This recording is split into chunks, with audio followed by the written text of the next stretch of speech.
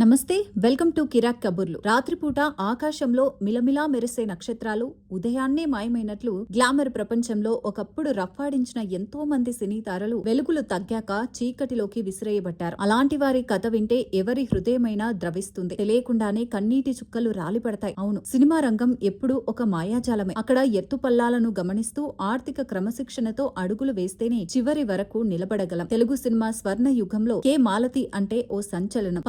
1951లో విడుదలైన NTR classic hit పాతాళ భైరవిలో రాజకుమారి ఇందూమతి పాత్రలో ఆమె అభినయం అజరామరం. అప్పట్లో ఎన్టీఆర్, ఎస్వీఆర్ లాంటి దిగ్గజాలకు దీటుగా రెమ్యునరేషన్ అందుకున్న మహానటి చివరి రోజుల్లో తిండి లేక ఒక రేకుల షెడ్డులో అనాథల ప్రాణాలు వదిలారంటే నమ్ముతారా? అసలు ఒకప్పటి స్టార్ హీరోయిన్ మాలతి గారి జీవితం అంత విషాదకరంగా ఎందుకు ముగిసింది? ఆమె పాత ట్రంకు పెట్టెలో దొరికిన ఆ రహస్యాలు ఏంటి? ప్లాగరిజం లేకుండా హృదయాలను కదిలించే ఈ 7 నిమిషాల స్పెషల్ స్టోరీని చివరిదాకా చూడండి. కె మాలతి పక్కా తెలుగింటి అమ్మాయి. 1926లో ఏలూరులో జన్మించిన ఈమె జీవితంలో చిన్నప్పటి నుంచే కష్టాలు మొదలయ్యాయి. ఆమె 5వ ఏటనే తండ్రి గొల్లపూడి సూర్యనారాయణ చనిపోయారు. అయినా సరే పట్టుదలతో బడికి వెళ్తూనే సంగీతం నేర్చుకుని నాటకాల్లో నటించడం ప్రారంభించింది. చాలా చిన్న వయసులోనే మాలతికి వివాహం జరిగింది. అయితే భర్త వీరాచారి ఆమెలోని ప్రతిభను గుర్తించి సినిమాల్లోకి ప్రోత్సహించారు. ఉషా సినిమాలో పార్వతీదేవిగా సినీ అరంగేట్రం చేసిన ఆమెకు గుర్తింపు తెచ్చిన రెండో సినిమా సుమంగలి. ఇందులో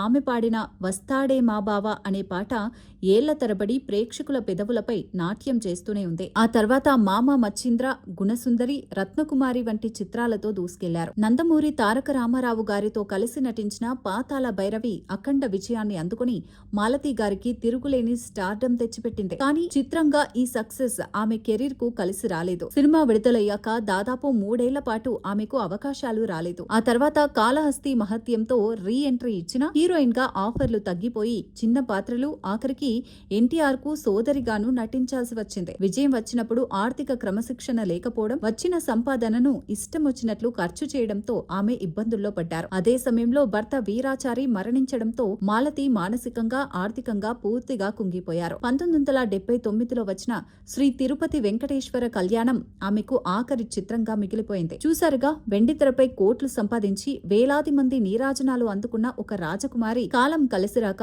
ఆత్మీయులు దూరమైతే ఎంతటి దుర్భర స్థితికి చేరుతుందో. భర్త మరణం తర్వాత మాలతి గారు మద్రాసు వదిలేసి హైదరాబాద్ కు షిఫ్ట్ అయ్యారు. అప్పట్లో కాచిగూడ ప్రాంతంలో ఉన్న ప్రభాస్ థియేటర్ పక్కన ఒక చిన్న రేకుల షెడ్డులో ఆమె ఒంటరిగా తలదాచుకున్నారు. తాను ఒకప్పటి స్టార్ హీరోయిన్ అన్న విషయం చుట్టుపక్కల ఎవరికీ తెలియనివ్వలేదు. అంతటి మహానటి రోజుకు 2 పూటలా పక్కనే ఉన్న దేవాలయానికి వెళ్లి అక్కడ పూజారి ఇచ్చే ప్రసాదంతోనే కడుపు నింపుకునేవారంటే కాలం ఎంత క్రూరమైనదో అర్థం చేసుకోవచ్చు. మరి అలాంటి స్థితిలో ఉన్న ఆమెపై ప్రకృతి ఎలాంటి పగబట్టిందో ఇప్పుడు చూద్దాం. దిక్కుతోచని స్థితిలో అనాథల రేకుల షెడ్డులో జీవితాన్ని వెల్లదిస్తున్న మాలతి గారిపై ప్రకృతి కూడా పగబట్టింది. 1979 నవంబర్ 25న నగరంలో భీకరమైన ఈదురు గాలులతో కూడిన పెను గాలి వీచింది. ఆ దాటికి పక్కనే ఉన్న ప్రభాస్ థియేటర్ కు చెందిన 20 అడుగుల భారీ గోడ కూలి మాలతి గారు నివసిస్తున్న రేకుల షెడ్డు పైకప్పుపై పడింది. ఇల్లు పూర్తిగా నేలమట్టమైంది. ఆ శిథిలాల కింద చిక్కుకొని తీవ్రంగా గాయపడిన ఆమెను ఉస్మానియా ఆసుపత్రికి తరలించే లోపే ఆమె ప్రాణాలు గాల్లో కలిసిపోయాయి. ఆమె చనిపోయిన తర్వాత పోలీసులు, స్థానికులు ఆ షెడ్డులో ఉన్న ఒక పాత ట్రంకు పెట్టెను తెరిచి చూశారు. అందులో ఎన్టీఆర్ తో కలిసి ఆమె దిగిన అపురూపమైన ఫోటోలు, ఆమె కన్నీటి గాథను, అనుభవించిన నరకాన్ని వివరించే డైరీ లభించడంతోనే ఆమె మరెవరో కాదు, ఒకప్పుడు తెలుగు ఇండస్ట్రీని ఊపేసిన పాతాళ భైరవి మాలతి అని లోకానికి తెలిసి నివ్వెరపోయారు. నిజమే, వెండితెరపై మెరిసే తారల జీవితాల వెనక ఎన్ని చీకటి కోణాలుంటాయో చెప్పడానికే కె మాలతి గారి కథ ఒక నిలువుటద్దం. అంతులేని సంపద, కీర్తి ప్రతిష్టలు ఉన్నప్పుడు భవిష్యత్తు గురించి ఆలోచించకపోతే జీవితం చివరి అంకం ఎంత భయంకరంగా ఉంటుందో ఈ ఉదంతం నేటి తరానికి ఒక పెద్ద పాఠం. అందుకే నేటి తరం సెలబ్రిటీలు దీపముండగానే ఇల్లు చక్కబెట్టుకుంటూ ఆర్థిక క్రమశిక్షణతో మేలైన జీవితాన్ని గడుపుతున్నారు.